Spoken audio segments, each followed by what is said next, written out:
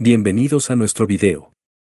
Hoy exploraremos una de las lecciones más profundas y transformadoras que podemos aplicar en nuestra vida cotidiana, el poder del pensamiento crítico y la importancia de mantener el control sobre nuestras emociones. A medida que navegamos por la vida, nos encontramos constantemente rodeados de información, opiniones y emociones que pueden influir en nuestras decisiones y en nuestra manera de ver el mundo. Sin embargo, aprender a discernir la verdad y a pensar con claridad es fundamental para nuestra evolución personal y profesional. Imagina un mundo donde cada palabra que escuchas, cada noticia que lees y cada interacción que tienes está impregnada de emociones y matices que pueden nublar tu juicio.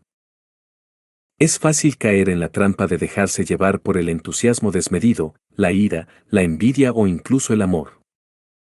Aunque estas emociones son parte de nuestra experiencia humana, cuando les damos demasiado poder, corremos el riesgo de tomar decisiones impulsivas y equivocadas.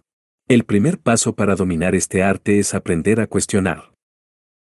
No se trata solo de aceptar lo que otros nos dicen o de dejarnos llevar por la corriente.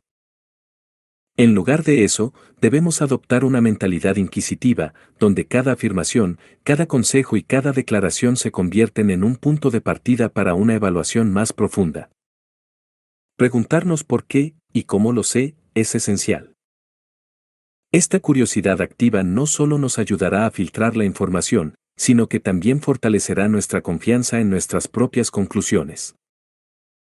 Además, es vital reconocer que nuestras emociones, aunque poderosas, no siempre son fiables. El amor, por ejemplo, puede ser una fuerza increíblemente inspiradora, pero también puede llevarnos a la ceguera emocional si no estamos atentos. Es fundamental equilibrar el corazón con la mente, asegurándonos de que nuestras decisiones estén fundamentadas en la lógica y la experiencia, no solo en lo que sentimos en un momento dado. Este enfoque nos protege de los errores que pueden surgir de decisiones impulsivas y nos permite construir relaciones más saludables y decisiones más acertadas. Otro aspecto crucial de este aprendizaje es entender que el conocimiento se encuentra en los hechos, no en las suposiciones. La búsqueda de la verdad requiere una mente abierta, dispuesta a aceptar lo que los hechos nos dictan, incluso si eso significa desafiar nuestras propias creencias. La historia nos ha enseñado que muchas veces, la verdad está oculta detrás de capas de emociones y prejuicios. Al mantenernos firmes en la búsqueda de la verdad y adoptar una actitud de escepticismo saludable, nos equipamos mejor para enfrentar los desafíos de la vida. La enseñanza que podemos extraer de las reflexiones sobre el pensamiento crítico y el control emocional es clara. Ser dueños de nuestra mente y nuestros sentimientos es la clave para vivir de manera plena y consciente. A lo largo de este video, exploraremos ejemplos prácticos y estrategias que podemos implementar en nuestra vida diaria para cultivar un pensamiento más crítico, equilibrado y auténtico.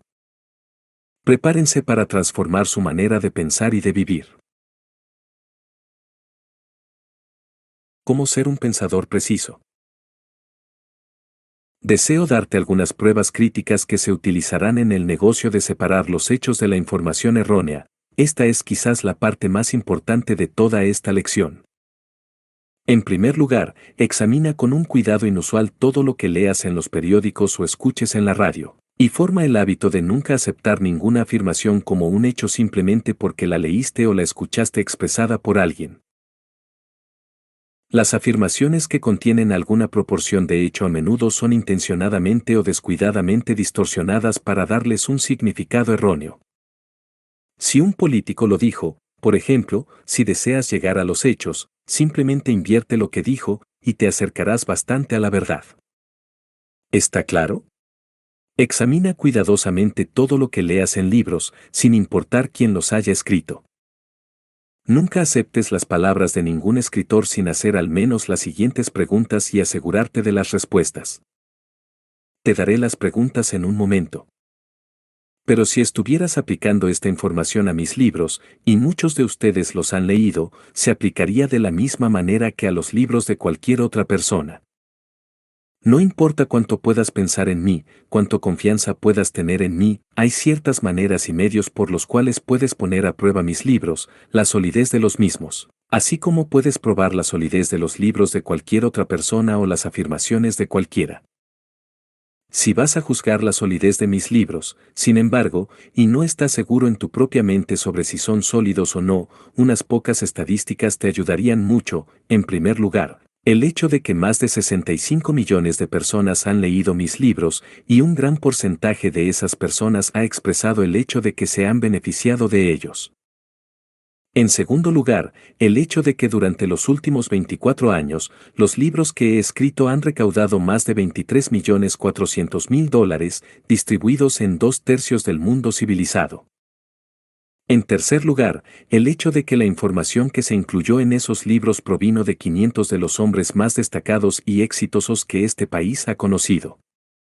Agrega el hecho de que los libros, una vez finalizados, fueron revisados por científicos que se aseguraron de que cada afirmación en esos libros se ajustara completamente a los principios de la ciencia y a las leyes naturales del universo. Esos hechos, más tu propia aplicación de la lógica mientras lees los libros, te darían la respuesta. Si quisieras ir aún más lejos en determinar si mis libros son sólidos o no, entonces bien podrías hacer una encuesta a algunas personas que los han leído y averiguar específicamente qué beneficios han recibido de ellos, y determinar mientras realizabas esta encuesta si los libros o la filosofía alguna vez dañaron o perjudicaron directa o indirectamente a alguien. Así es como procederías para determinar si mis libros son sólidos o no. ¿Cuántos de ustedes lo han hecho de esa manera? Bueno, por supuesto, no esperaba que lo hicieras.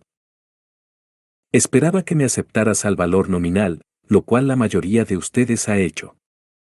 Pero si realmente y sinceramente quisieras verificarme por ti mismo, así es como lo harías. Aquí están los pasos que deberías seguir al investigar a un escritor. En primer lugar, ¿es el escritor una autoridad reconocida en el tema que cubre? Supongo que sabes que hay muchas personas que escriben libros sobre una gran variedad de cosas, y no todos ellos son capaces de escribir libros, pero no hay ninguna ley en contra de eso. Si pueden conseguir el dinero necesario para publicar un libro, imprimir un libro, o encontrar un editor dispuesto a arriesgarse, nada impide que cualquiera escriba sobre el tema que elija. A juzgar por los libros que he visto, hay muchas personas escribiendo sobre muchos temas que no tienen suficiente información para escribir con precisión sobre esos temas. En segundo lugar, ¿tenía el escritor un motivo oculto o de interés personal, más allá del de impartir información precisa, cuando escribió el libro que estás examinando? Sabes que la gente nunca hace nada sin un motivo. Si entiendes el motivo que impulsa a un hombre a escribir un libro, hacer un discurso o emitir una declaración, te acercarás bastante a determinar si sus afirmaciones, ya sean escritas o habladas, son precisas o simplemente conjeturas o meras opiniones sin la debida investigación. En tercer lugar, deberías preguntarte, ¿es el escritor un propagandista pagado cuya profesión consiste en organizar la opinión pública? En estos últimos 20 o 25 años, esa palabra propaganda se ha vuelto de uso tan generalizado y ha causado tanto daño en todo el mundo, que es imperativo para cualquier persona que desee ser un pensador preciso examinar detenidamente cualquier afirmación hecha por cualquier persona que refleje negativamente sobre el valor de nuestro país, nuestra forma de gobierno, nuestro modo de vida estadounidense o cualquier cosa que nos concierna como estadounidenses. Es necesario que miremos con especial interés los antecedentes de todas esas personas. Hay muchos de ellos expresándose en la prensa, algunos de ellos muy enfáticos, otros muy bien educados, capaces escritores, algunos de ellos muy capaces docentes en nuestras universidades y colegios, algunos de ellos en nuestras iglesias, en los púlpitos, clérigos capaces, enseñando indirecta y sutilmente una filosofía cuyo objetivo es derrocar nuestro gran modo de vida americano. Las personas crédulas que han tragado ese tipo de argumentos, es casi increíble que lo hayan hecho. En muchos casos, se han vuelto crédulas de manera inocente y honesta, porque no se tomaron el tiempo para investigar los antecedentes de la persona que hablaba o escribía, no analizaron lo que dijo y, como consecuencia, aceptaron las opiniones de otras personas. La siguiente pregunta que debes hacer es, ¿tiene el escritor un interés lucrativo u otro interés en el tema sobre el que escribe, que podría haberlo influenciado a hacer afirmaciones que no fueron precisas? Cuando hay dinero involucrado, a menudo los hombres pueden inclinar la verdad considerablemente a su favor. Por supuesto, eso no sucede entre ustedes, hombres de negocios o profesionales, en la audiencia del estudio. Ustedes se apegan estrictamente a la verdad. Están vendiendo frijoles, y si el cliente quiere saber si hay algunos podridos en el barril, les dicen, claro, hay muchos en el barril, pero también hay muchos buenos, ¿o no? La semana pasada, me detuve en la carretera cerca de Salem, Illinois, y compré un bonito y grande saco de toronjas. Era un saco encantador, es decir, la parte que podíamos ver en la parte superior. Pero cuando llegamos a casa, encontramos que toda la capa en la parte inferior, el lado que el vendedor no nos mostró, estaba podrida. Así que simplemente volví a meter ese saco en mi auto y cuando regrese a Salem la próxima semana, voy a devolverlo y hacerle un regalo, y decirle que me gustaría verlo empezar a comer las toronjas mientras estoy allí, comenzando por la fila inferior, las que no nos mostró. No pensarías que un hombre de negocios haría algo así, pero algunos lo hacen. Ellos toman el camino fácil, el camino deshonesto, el de menor resistencia para el hombre indisciplinado, y, como todos los ríos, terminan siendo torcidos. A continuación, ¿es el escritor o el orador una persona de buen juicio y no un fanático en el tema sobre el cual escribe o habla? Hay muchos fanáticos sueltos en este mundo hoy en día. Sospecho que los escuchas en la radio de vez en cuando. También escriben libros, a veces. Y si vas a dejarte influir por ese tipo de pensamiento, por supuesto no puedes clasificarse como un pensador preciso, ni como alguien que se acerque siquiera al pensamiento preciso. Estás permitiendo que un tipo llegue a ti a través de las emociones, supere tu razón y te haga aceptar sus ideas. A veces, esas ideas no son perjudiciales, y a veces sí lo son. Un fanático, sabes, a menudo obtiene un gran placer al expresar su fanatismo solo para ver a otras personas moverse y emocionarse. No tiene la intención de quitarles nada, solo pretende agitarles. A continuación, hay fuentes razonablemente accesibles a partir de las cuales se pueda verificar al escritor o al orador. Fuentes razonables. Cuando anuncié por primera vez mis planes de venir a esta comunidad, había muchas personas que no me habían oído antes, que nunca habían leído mis libros. No había razón para que estuvieran emitiendo juicios sobre mí de una forma u otra, sin embargo, algunos lo hicieron, hasta que hicieron alguna investigación, indagaron en mi trayectoria, revisaron el registro de mis libros, y al menos algunos de ellos leyeron los libros. Los que más criticaban eran aquellos que no sabían nada sobre mí, que nunca habían leído mis libros y que no tenían información sobre la cual basarse. ¿Quiénes eran los que hicieron ese maravilloso razonamiento sobre mí? Bueno, eran los de la otra orilla de las vías del tren, aquellos que realmente necesitaban esta filosofía, pero que nunca podrán obtenerla. Espero que algunos de ellos estén escuchando este programa. Ustedes que investigaron mi trayectoria descubrieron lo que había estado haciendo durante los últimos 35, 40 años. Emitieron un juicio sobre la filosofía misma en el análisis final y la encontraron sólida. Descubrieron que funcionaba donde quiera que la aplicaran. En otras palabras, utilizaron un pensamiento preciso. A continuación, averigua la reputación del escritor o del orador en cuanto a veracidad. Supongo que sabes que no todas las personas tienen buenas reputaciones por su veracidad. Especialmente esto se aplica a la política. Si vas a dejarte influir por políticos, recuerda que de todas las profesiones en este mundo donde más falta la verdad, está en el ámbito político. Solía ser, cuando yo era joven, que si un hombre era político, digamos que si era un congresista, era visto con respeto. Pero hoy en día, si llamas a un hombre político, es probable que te enfrentes a una demanda por difamación. La política ha llegado a significar un sistema vergonzoso, desacreditado, injusto y desleal de intentar llegar al cargo no por tus propios méritos, sino por los deméritos del otro. Ese es un tipo peculiar de venta y un tipo peculiar de pensamiento. Por supuesto, hay excepciones a esa regla. Hay políticos que no y no recurrirían a eso.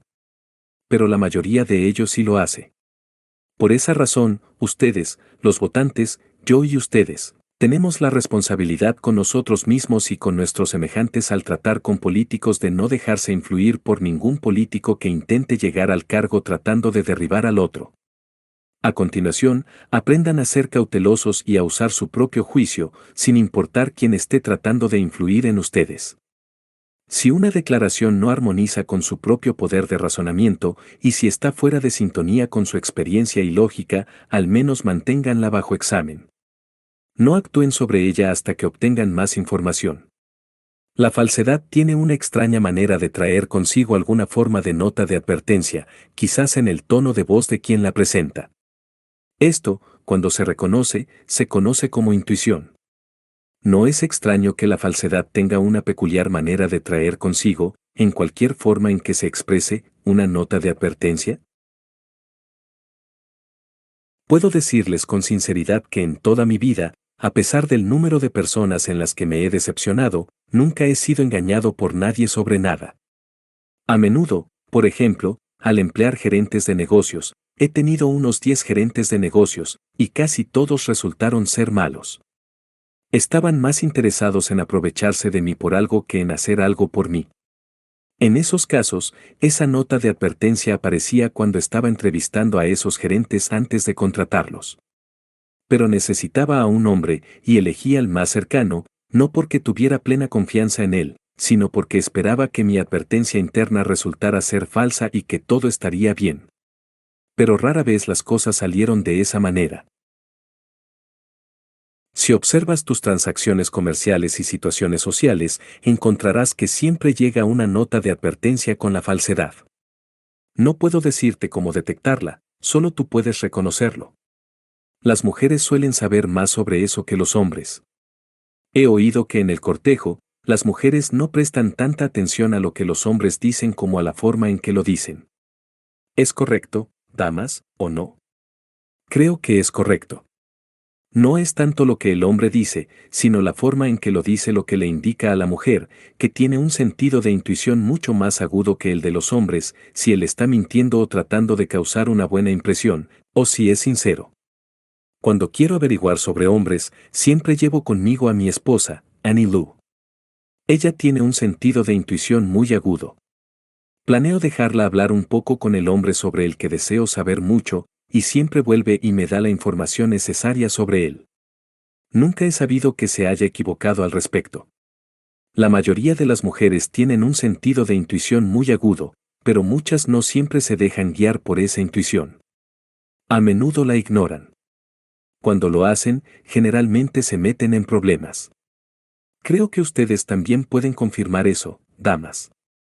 Al buscar hechos de otros, y aquí hay un punto importante, no les reveles qué hechos deseas encontrar porque muchas personas tienen la costumbre de intentar complacer, incluso si tienen que fabricar o exagerar.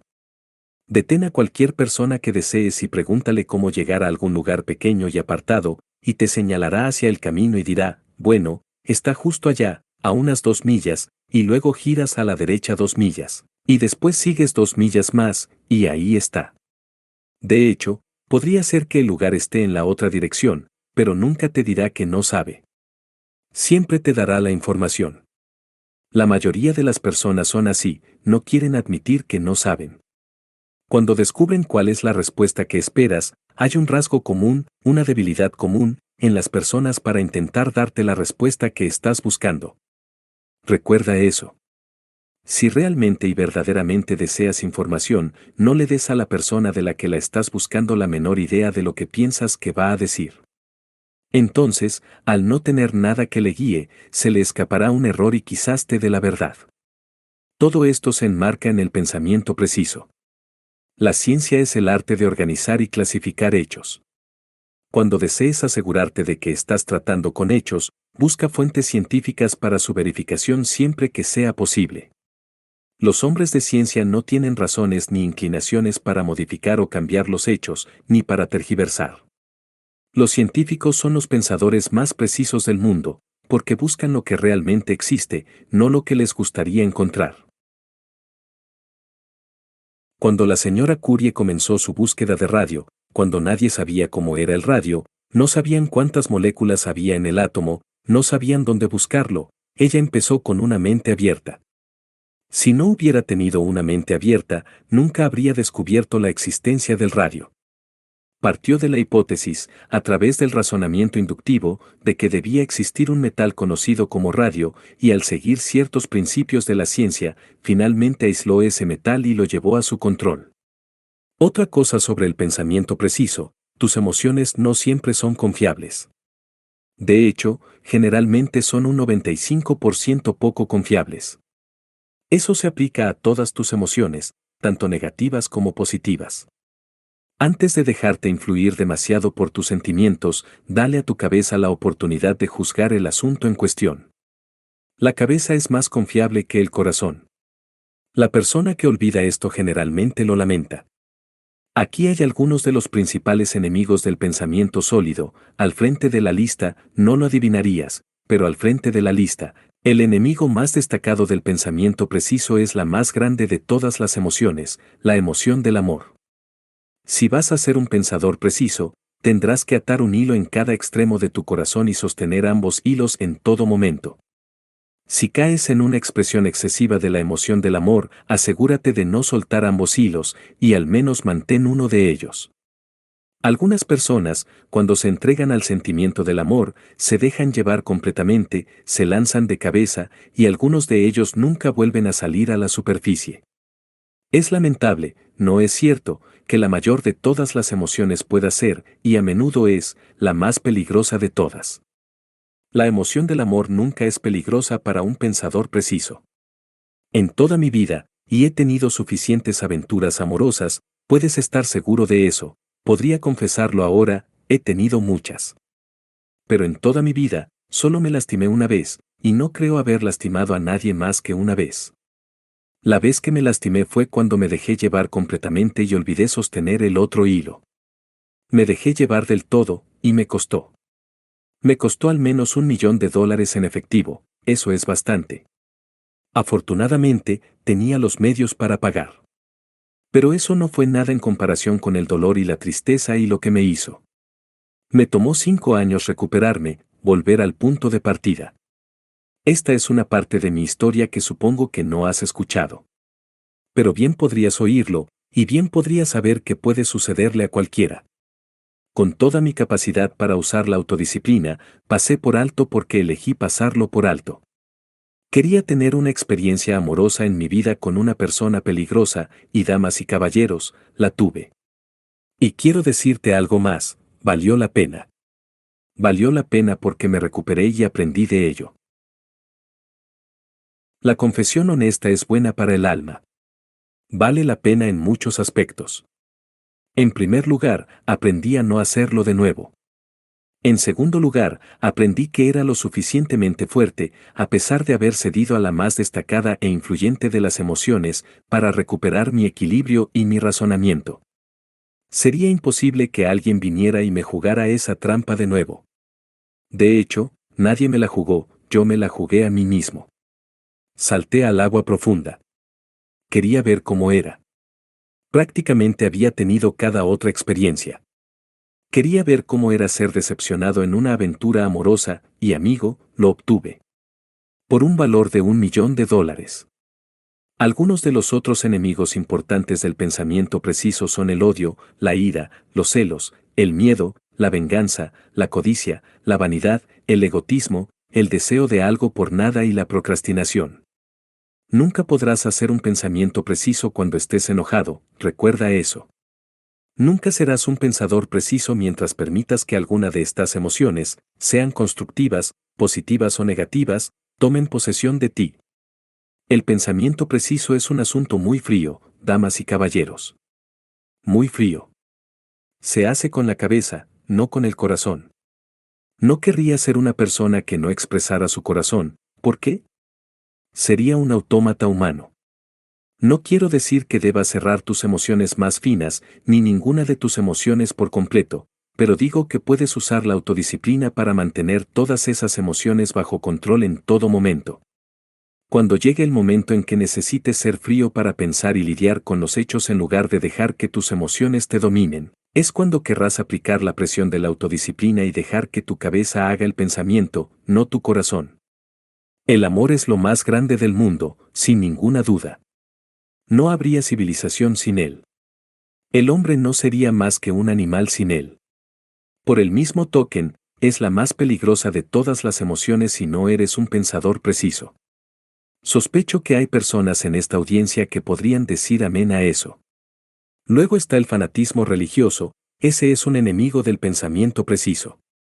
Si no abordas tu religión a través de medios más prácticos para determinar su solidez y su utilidad para ti, si la abordas desde el punto de vista del fanático, nunca serás un pensador preciso. En política, el fanatismo es perjudicial para el pensamiento preciso. Tuve el privilegio de trabajar muy de cerca con Franklin D. Roosevelt durante su primer mandato como presidente. Algunos de nosotros en su confianza creíamos que había sido enviado directamente del cielo durante ese primer mandato. Luego, había otros que creían que venía de otro lugar. Y en cada caso, el pensamiento no se basaba necesariamente en el conocimiento del hombre tanto como en la forma en que se sentían sobre lo que él estaba haciendo. Fanatismo. Y si quieres encontrarlo en su máxima expresión, lo encontrarás en el ámbito de la religión y en el ámbito de la política, más que en cualquier otro lugar. Y al lado de eso, en el ámbito de la economía. Lo único sobre lo que tienes control total es el poder del pensamiento. No renuncies a esta prerrogativa ante nadie, por ningún propósito. El entusiasmo y la imaginación descontrolados también son peligrosos para el negocio de pensar con precisión. Mantén un control estricto sobre estos dos, especialmente. Son peligrosos cuando no están bajo tu control. Es algo maravilloso tener entusiasmo, de hecho, no sé nada grande que se haya logrado sin entusiasmo detrás de ello. Es una cosa maravillosa tener imaginación, poder visualizar algo mentalmente antes de crearlo o antes de verlo en su forma física. Si no fuera por el entusiasmo y la imaginación, el gran estilo de vida americano tal como lo conocemos hoy, con todas nuestras comodidades, todas nuestras riquezas, no existiría. Los indios todavía estarían aquí dirigiendo este país, y tal vez no sería una mala idea, después de todo, si lo estuvieran. Ahí es donde deberías aplaudir. Por último, pero no menos importante, para ser un pensador preciso, deja que tu mente sea un signo de interrogación eterno. Cuestiona todo y a todos hasta que te satisfagas de que estás tratando con hechos. Haz esto en silencio, en la tranquilidad de tu propia mente, y evita ser conocido como un Tomás el incrédulo. Sé un buen oyente, pero también sé un pensador preciso mientras escuchas.